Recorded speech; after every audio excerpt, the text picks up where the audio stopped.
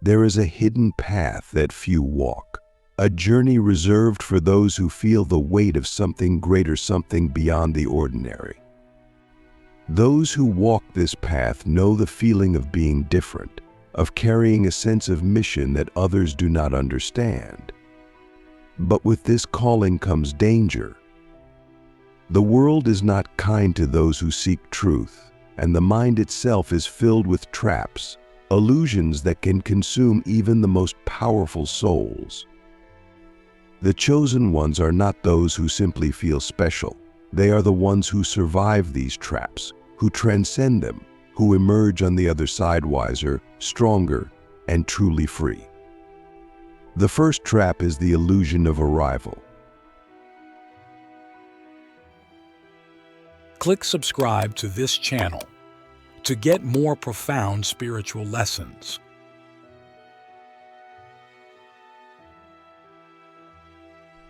The moment you awaken, the moment you glimpse something greater, there is a temptation to believe you have made it, that you now see what others do not, that you are enlightened while they remain lost. This is the greatest lie. Awakening is not an end, it is a beginning. And yet many fall into this illusion, believing that because they understand something deep, they no longer have to grow. They speak like masters when they are still students. They preach wisdom while ignoring their own blind spots. They look down on others instead of lifting them up. The true journey never ends. The moment you believe you have arrived, you stop walking, and in that moment, you have already lost. The second trap is the burden of separation. To awaken is to see what others do not see. But this vision comes at a cost. You begin to feel alone, disconnected from those who once understood you. And conversations feel shallow. Relationships become strained. You start to believe that no one else is like you, that you are on this path alone. And in this isolation, the mind begins to twist the truth. Some fall into arrogance, believing they are superior to those who are still asleep. Others fall into despair, longing for connection but unable to find it. Both are traps. The truth is, you are not separate. You only feel separate because you are ahead. But a leader who abandons their people is not a leader at all. The wise do not isolate themselves, they build bridges. They find ways to connect, to serve, to guide. Only then does the burden of separation transform into the gift of purpose.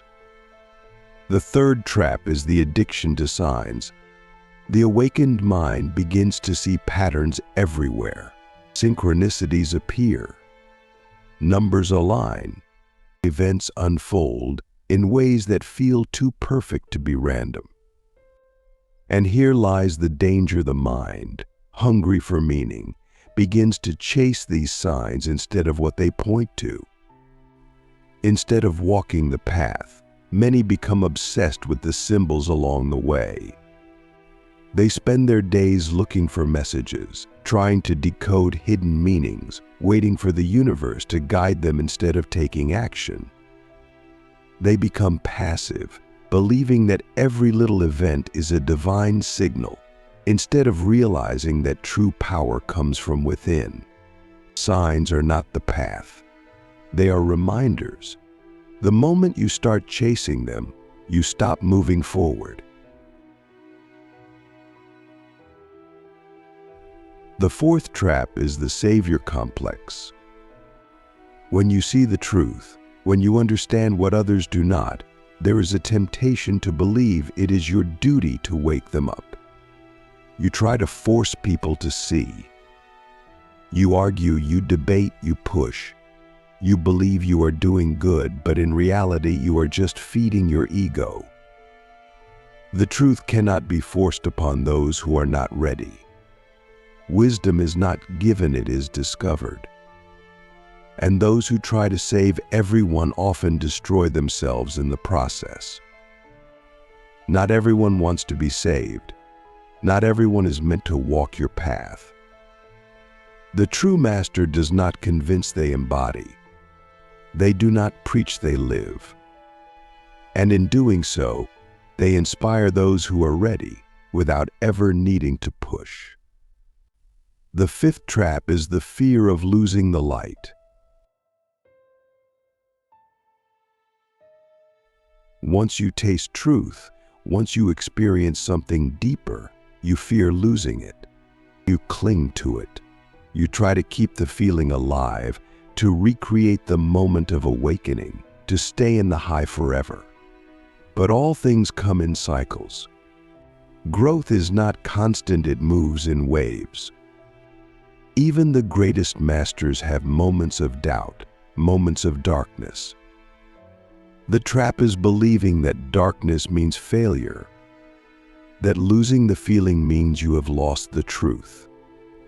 But the real test is not in staying in the light, it is in learning to walk through the dark without forgetting who you are. The sixth trap is the illusion of the enemy. The world resists change, and when you begin to change, it will push back. People will doubt you. Some will mock you. Some will try to pull you back down. And in this resistance, it is easy to believe that they are the enemy, that the world is against you, that others are trying to stop your growth. This is the mistake. Conflict is not a sign that you are being attacked, it is a sign that you are evolving. The greatest test is not in fighting others, but in learning to move forward without hatred, without resentment, without wasting your energy on battles that do not matter. The true enemy is not them, it is the part of you that is still afraid. The seventh and final trap is the desire for escape. Once you wake up, the world never feels the same.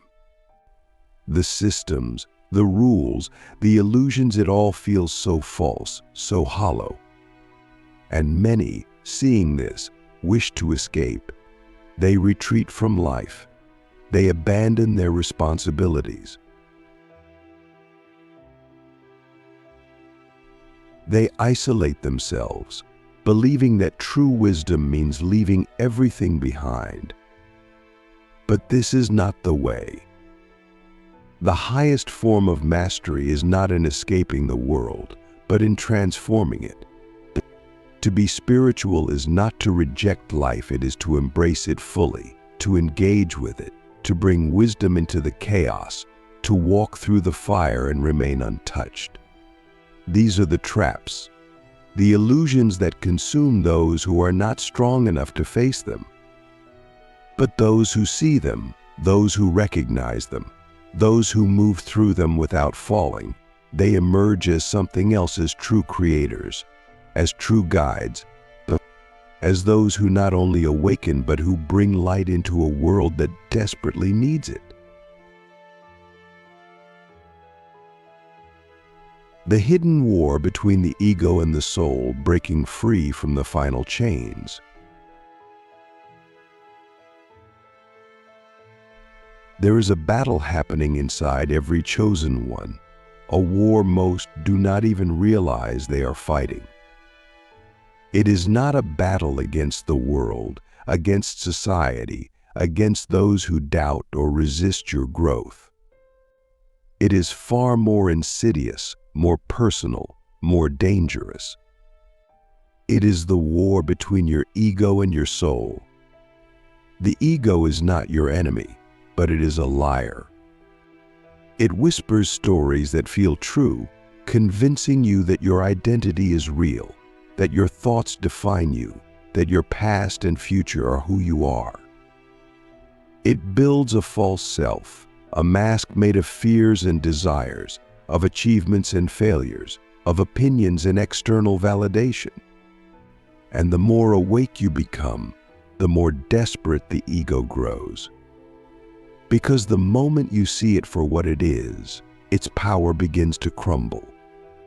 But the ego is not weak, it is ancient, built over lifetimes, reinforced by every experience, every trauma, every illusion you have ever believed. It does not surrender easily. It fights to survive, using every trick, every deception, every manipulation to keep you trapped. And the most dangerous trick of all is convincing you that it is your soul.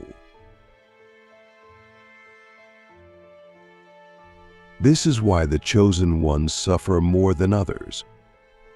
The ordinary mind does not question itself. The ordinary mind lives in comfort, in repetition, in a world where everything is predictable. But the moment you wake up, the moment you see beyond the surface, the ego panics. It knows it is losing control, and so it adapts. It shapeshifts. It pretends to be wisdom. It pretends to be divine. It pretends to be your higher self. This is the final trap, the last illusion, the greatest test. The ego will tell you that because you are chosen, you are above others, that your suffering is proof of your greatness, that your isolation is a sign of your higher evolution,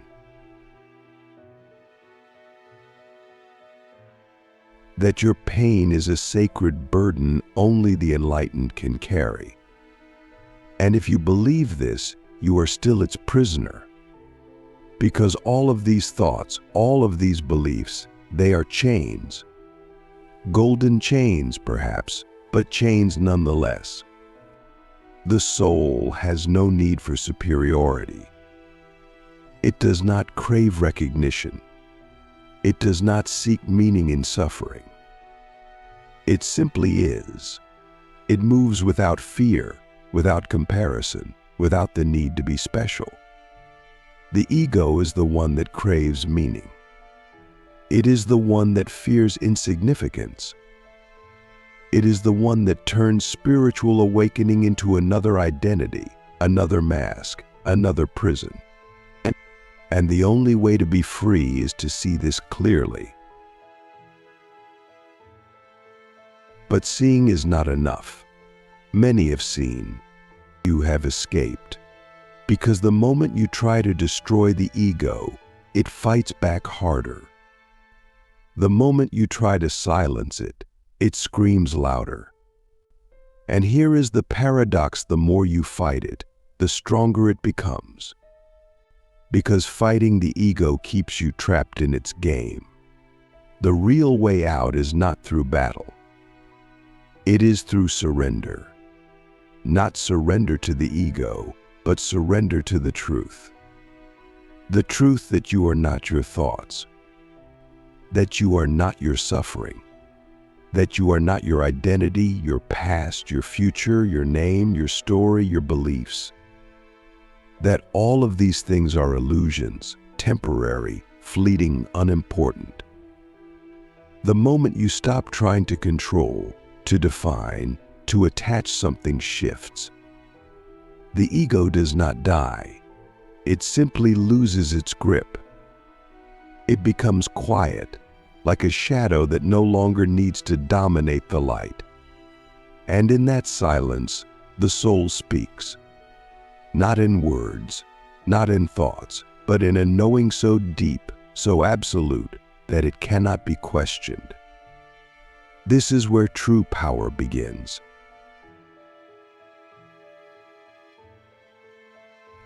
Not in superiority, not in recognition, not in the belief that you are chosen, but in complete freedom from the need to be anything at all.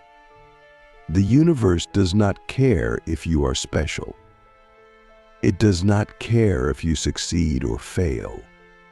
It does not care if you are remembered or forgotten. And the moment you stop caring as well, the moment you release every last attachment, the world bends in ways you never imagined. Because now, you are no longer a prisoner of your mind. You do not move from fear. You do not act from need. You exist fully, completely, without hesitation. And in that state, everything you once chased, power, meaning, fulfillment, impact, it all comes effortlessly. Not because you forced it, but because you became the kind of being who no longer needed it. And paradoxically, that is when it arrives.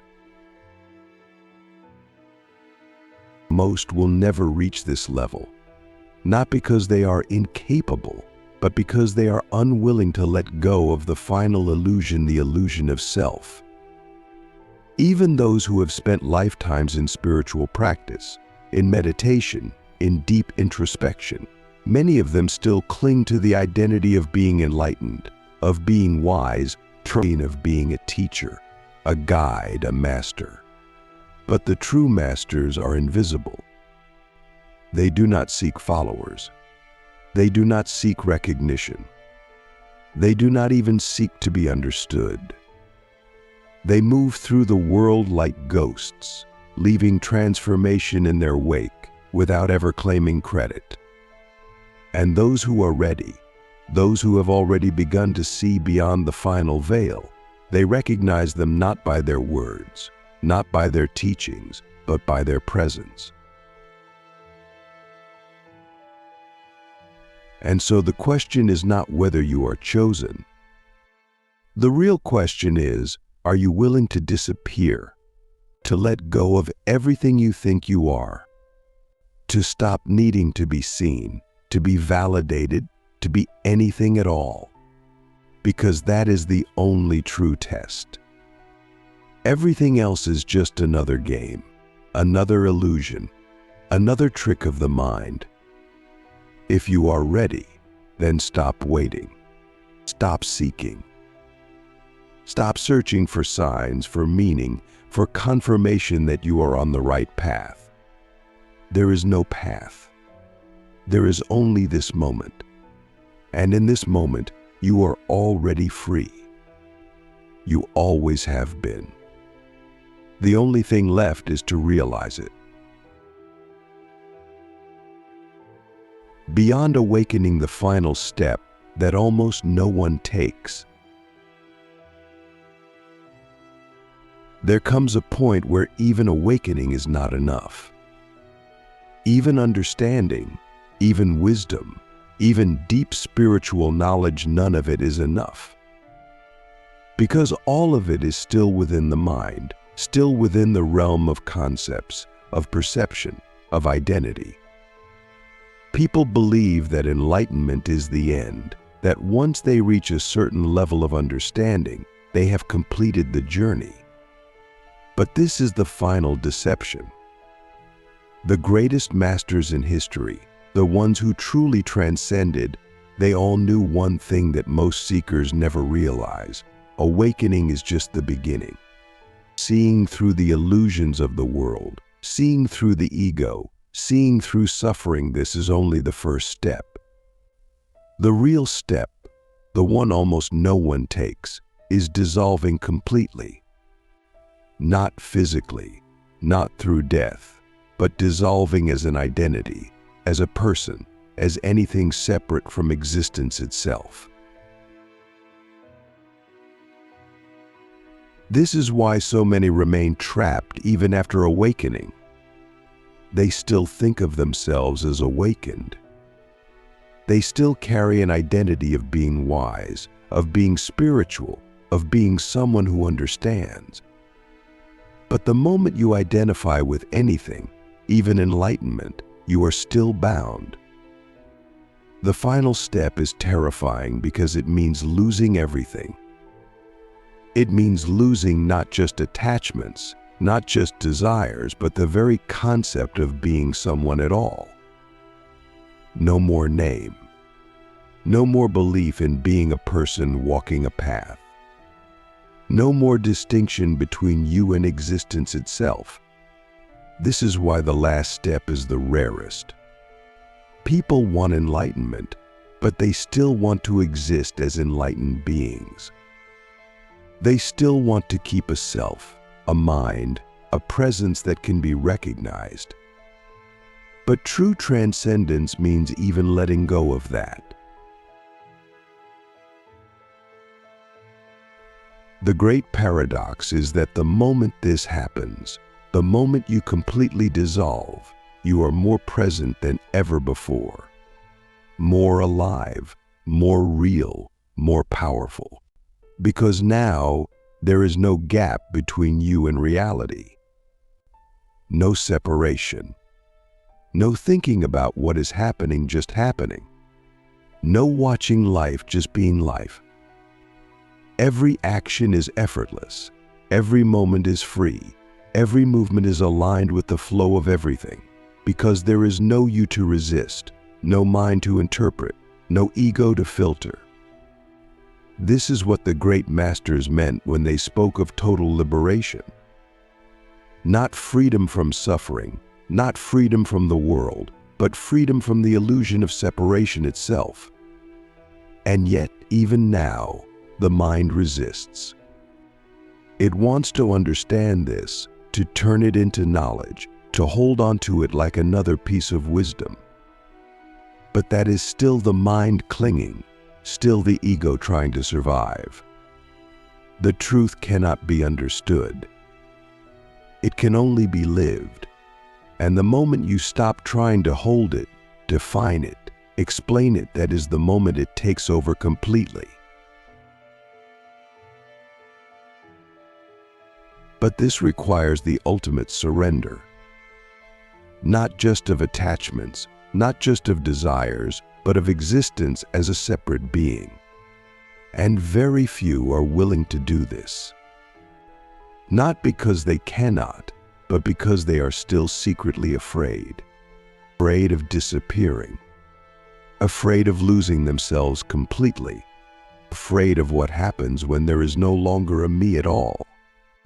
But what is there to fear?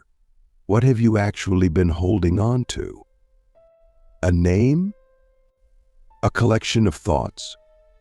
A past that no longer exists? A future that is only imagined? The mind creates all of these things and then convinces itself that they are real. But they never were. They were only ever shadows. And the moment you stop clinging to shadows, you see the light that was always there. Reality as it is. Life as it is. Without distortion, without filters, without the endless need to interpret and define. This is where true power begins. Not the power of control, not the power of influence, not the power of knowledge. The power of absolute presence. The power of being nothing and everything at the same time. The power of moving through the world without resistance, without hesitation, without the need to be anything at all. And this is why those who reach this level no longer seek anything. Not success, not recognition, not even understanding. They simply exist fully, effortlessly, without the burden of self. And in that state, everything aligns. The universe moves through them without obstruction. Life flows without struggle. They do not act, they are action itself. They do not seek, they are fulfillment itself. Most will never reach this.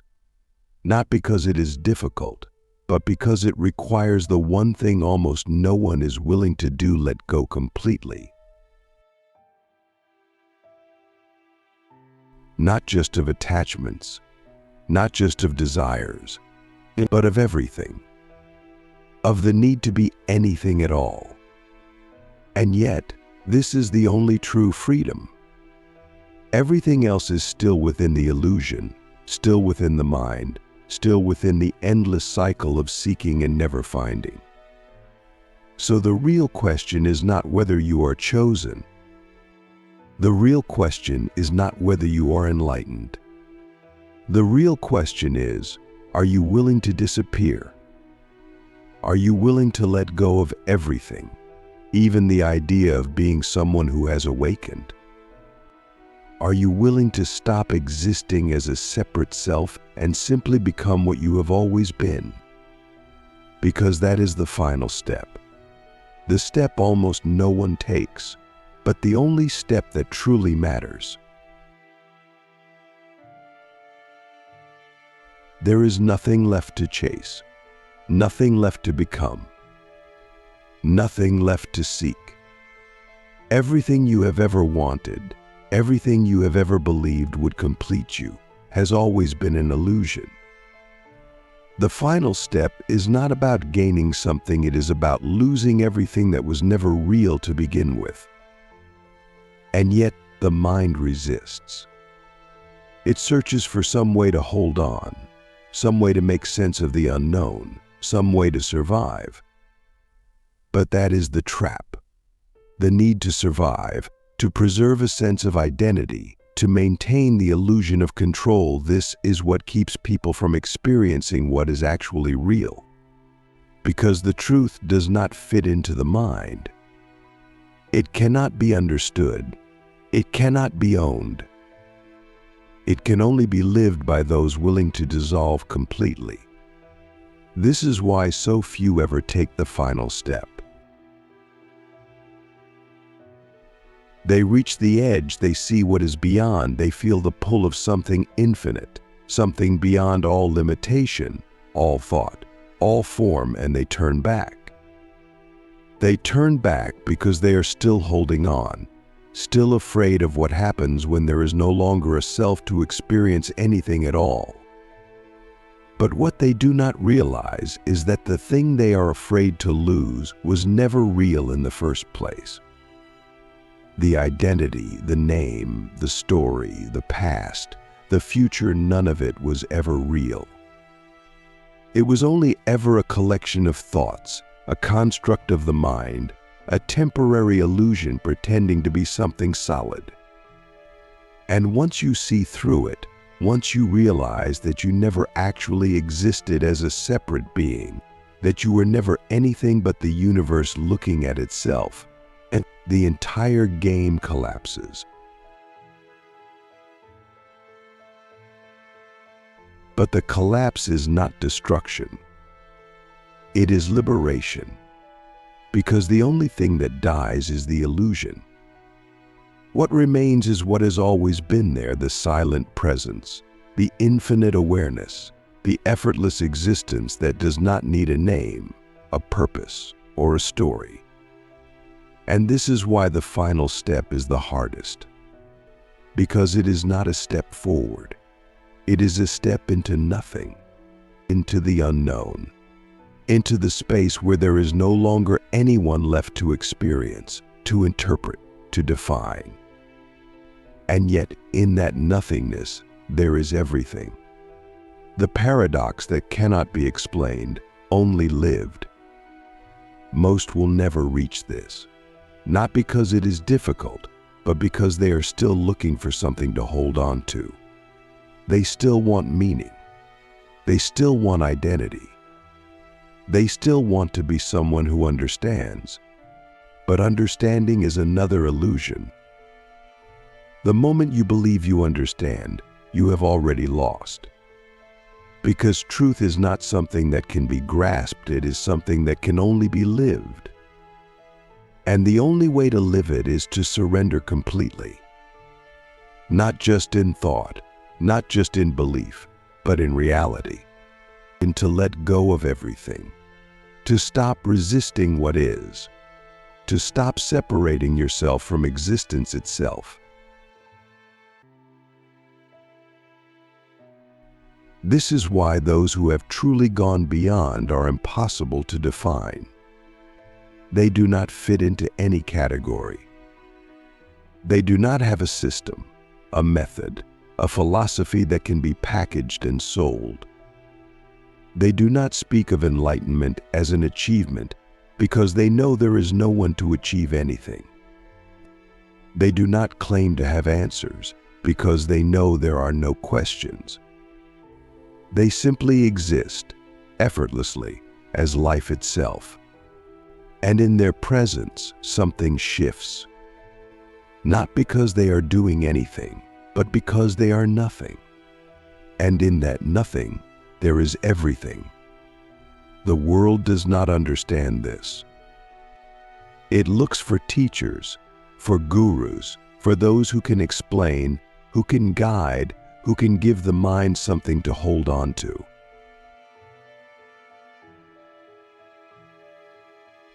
But the ones who have truly dissolved have nothing to give, nothing to teach, nothing to offer except their presence. And those who are ready will feel it. Not as knowledge, not as belief, but as a direct experience of something that cannot be explained. This is the final test. Not to gain anything, not to become anything, but to disappear completely. To stop needing to be special, to be chosen, to be enlightened, and to stop needing to be anything at all. Because the moment you stop existing as a separate self, you become what you have always been. Not a person, not a mind, not a soul, but existence itself, moving effortlessly, without resistance, without hesitation, without fear. And that is the only thing that has ever been real.